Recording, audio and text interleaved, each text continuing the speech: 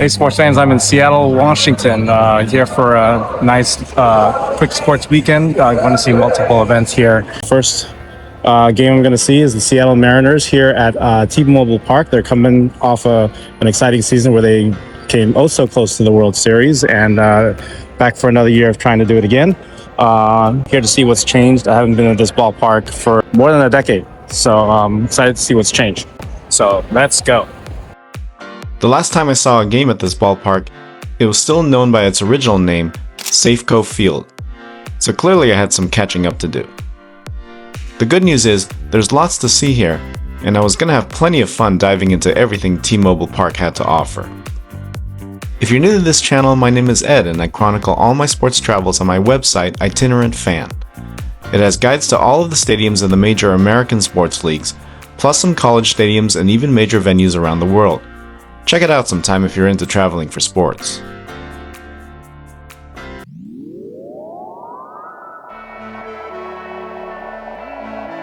Up in the northwest corner of the United States, Seattle, Washington is a city that goes crazy for baseball. And when the beloved Mariners are in season, fans go and watch them play at T-Mobile Park. Open for more than a quarter century now, the ballpark is located in the SoDo district, short for south of downtown, and is just across the street from the home of the NFL Seattle Seahawks, Lumen Field.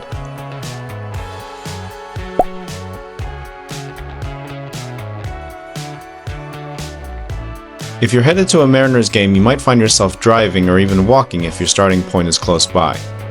Or you can also use Seattle's light rail service known as Link.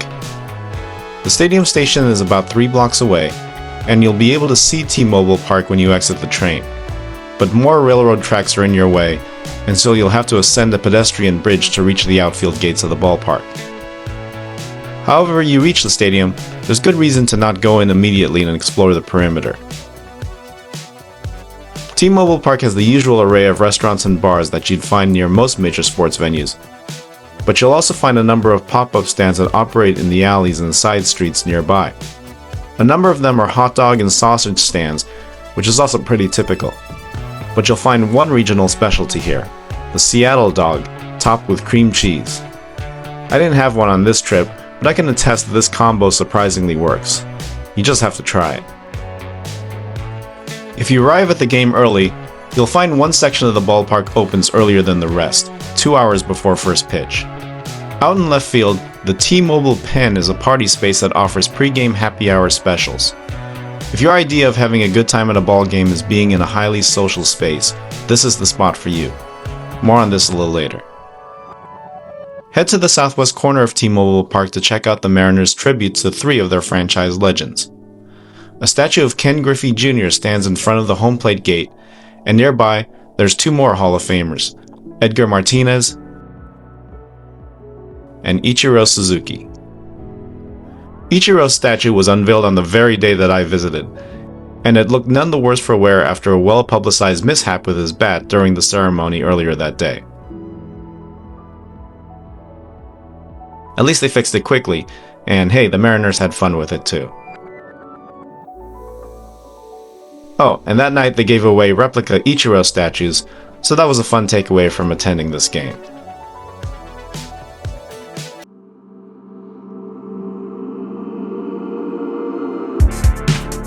I was happy to be in this ballpark about half an hour before first pitch, because there was quite a bit I wanted to see. Like I said, I had a lot of catching up to do. I started off in the upper level, which has a fairly big concourse and also a patio type area where you'll find a couple cool things worth seeing.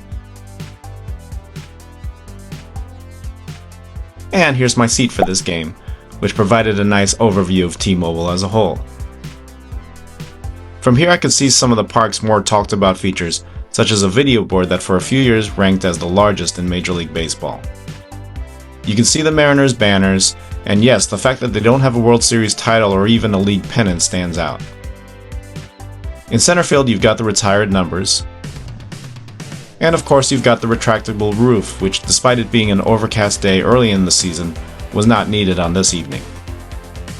Unlike other Major League stadiums with retractable roofs, T-Mobile Parks doesn't make the stadium enclosed when in the closed position. Rather, it serves mostly as a canopy, sliding into place over the field when needed, but otherwise hanging out over the railroad tracks behind right field. I enjoyed the first few innings from my perch high above home plate, but I had my eye on a specific area of the ballpark, which I mentioned earlier. The T-Mobile pen is a party plaza behind the bullpens in left field, and the place to go if you're looking for a social atmosphere at T-Mobile Park. From the main concourse, you have to descend a flight of stairs to get there, and yeah, it's a pretty popular place to go. But there is a less busy staircase if you head around the concourse to about where the foul pole is. So here you get an up-close and personal view of the two bullpens, and this part of the area goes right up to the outfield wall. But as you can see, getting a good spot to watch the game can very often be competitive. You'll also find several of the popular food and drink spots that this ballpark has to offer, and on this night, there was a DJ playing tunes in the middle of the game. For a little more sophisticated social environment, you can go into Edgar's Cantina, also located in the pen. Named after Edgar Martinez, it's a 21 and over spot offering a little more of a neighborhood bar type atmosphere. I figured the pen would be a good spot to consider my food options. There's a really popular food item available in the Mexican stand next to Edgar's Cantina. That's right, fried grasshoppers. But, aw darn, they were sold out. I'll just have to eat something else. There are a few really great options if you look around the ballpark. Full disclosure, I did go to another game a couple days later and visited this curry stand on the main concourse that was very popular. And on the upper concourse, Moto Pizza has some incredibly long lines, and for good reason. But on this night, with Ichiro being the center of attention, I went for something that has been on offer here since his playing days, the Ichi Roll. It's offered at this sushi stand on the main concourse, along with several other good-looking dishes. This marked my first time having sushi at a baseball stadium, and I have to say, it was a solid choice.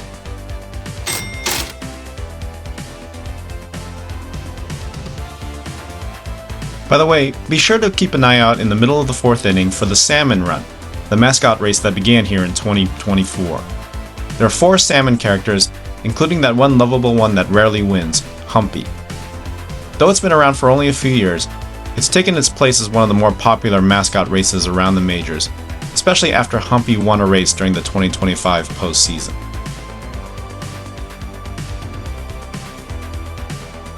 Okay, by the time I was done eating it was late in the game, so I figured I'd watch the rest of it from a standing room spot. There are several areas on the main concourse on which to do so, but I found myself in center field for the final few innings. This put me just above the party people in the T-Mobile pen, and also near what is affectionately called the J-Rod squad, named of course for Mariners star Julio Rodriguez. I was in the spot for the 7th inning stretch, which here begins with the traditional take me out to the ballgame.